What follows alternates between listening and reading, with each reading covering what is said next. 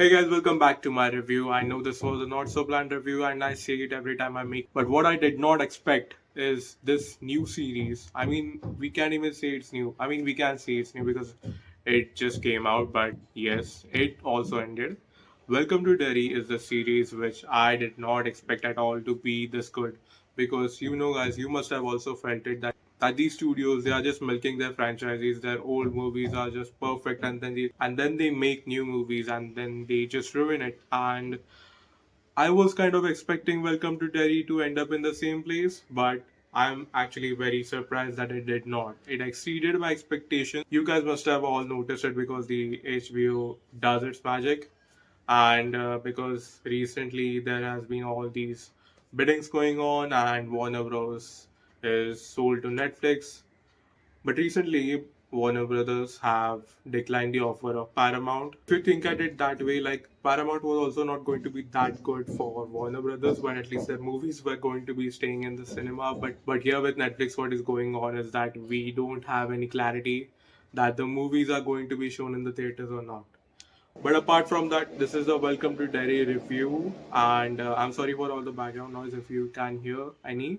So the series actually just exceeded my expectations, and I know that it did the same for you. It might not for some people because people like to hate things nowadays so that they can be unique, they can be. I don't know what they think of themselves, but I like this series very much. They just pulled off very good things here. But actually, I was very disappointed by some fans because as soon as this series came out, people started appreciating it, and people said many good things to the series. Of course, no shit. This series is so good, and even the cinematography, OMG, even the first scenes where the like I don't even remember the boy's name, but when he there is a whole theater sequence. I'm not talking about that sequence, but the scene in which the boy like runs out of the theater, and that scene is so mind-blowing, like with the snow. I guess it is snowing during that time. The whole scene where he is trying to get out of Derry, there is this entity which is not going to let him. So for any of you guys who think that Pennywise is the only thing, like Pennywise is the only one who is haunting, I mean, nobody would think that because this series just makes it clear that Pennywise is not the only one.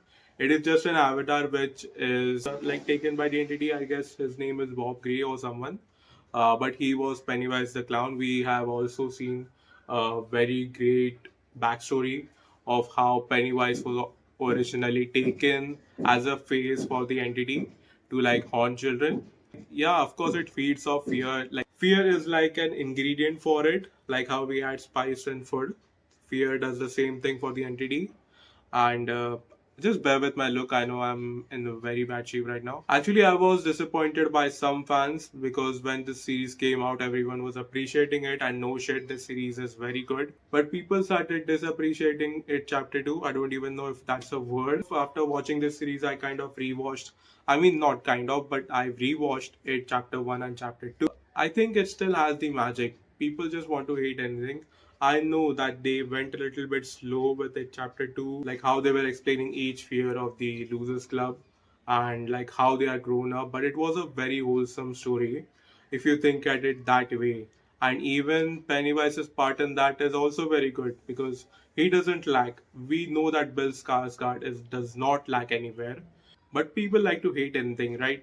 I mean, put a comment down below if you like it chapter 2. I don't think there is any bad thing about it chapter 2. Let's talk about the main thing. This series is a prequel, and of course, we do know that Pennywise gets beaten by kids who not only kids but they get grown up, and that's how they beat it. And that's how we also know that the fear of Pennywise is beaten up by a bunch of kids. I know he was in the first part, but they figured out it was a like formula for them to like defeat him.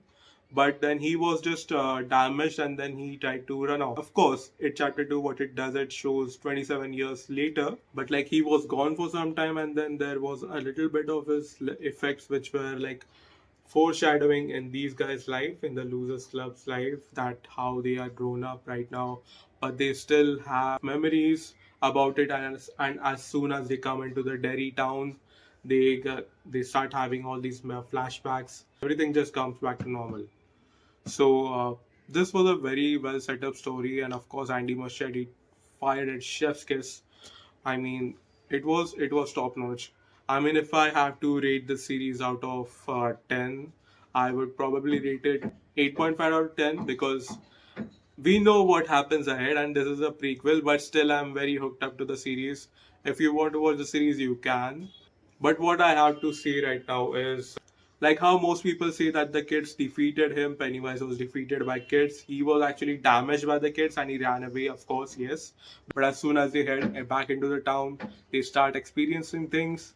And of course, Mike also like reminds all of the Losers Club about everything what happened, and they slowly get all those flashbacks and they remember everything because they found out the formula for defeating him, which is to not get frightened and to show some bravery, and that's how he gets weakened. As soon as he left, they made a promise that whenever he comes back, they will come back too.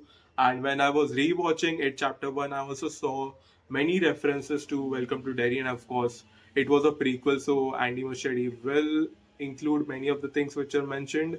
And of course, Stephen King's books also have some references. And what I actually think, there were some very little references regarding what happened, what the black spot was. I mean, the whole fault was just put on some racist cult group. It was actually, we know who did it.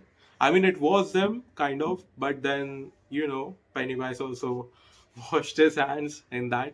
But let's just say the series was very good, and of course it was. I do not disagree with this at all, and I liked it very much. Now, this story takes place in 1960s, and that was taking place somewhere around 27 years later after 1960s, 1980s. Yes, it was 1980s, late 1980s, and then this will go back to 1930s, I guess. Yes, it will go back to 1930s.